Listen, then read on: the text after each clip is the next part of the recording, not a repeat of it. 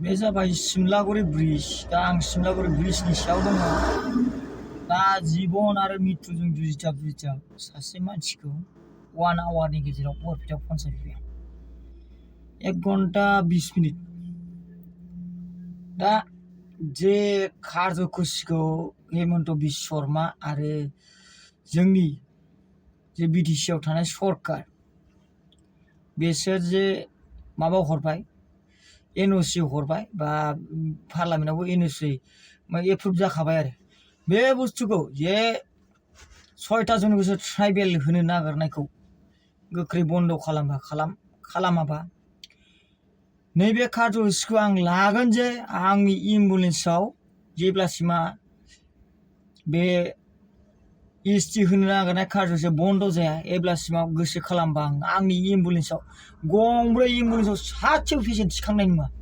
गाब थै बाब्राब खुनु नेभार मानिना लानाय नङा। खारन रावखौबो अननाय नङा खिन्थु अन्थाइ बिगा जानो थाङो।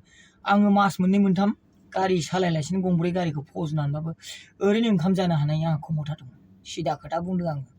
खिन्थु आङो मानसिफोरखौ अननानैसो एम्बुलेन्सखौ सालायखायो। आं बांद्राय बेनिफिटआवबो फैसा लाया। मेन खोथाया नैबेसो।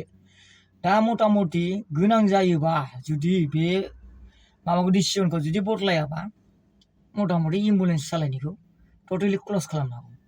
क्लज खालाम माने पेसेन्टखौनो थिखांनाय नङा, पेसेन्टखौनो बोनाय नङा। नैबेसो डिसिसना।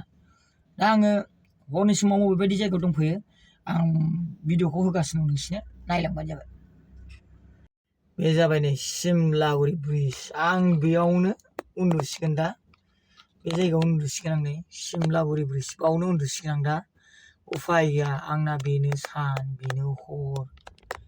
आं बावनो उन्दुगोन दा रायजोफोर। आं दा बावनो उन्दुसिगोन नै। आं दा बावनो उन्दुगोन।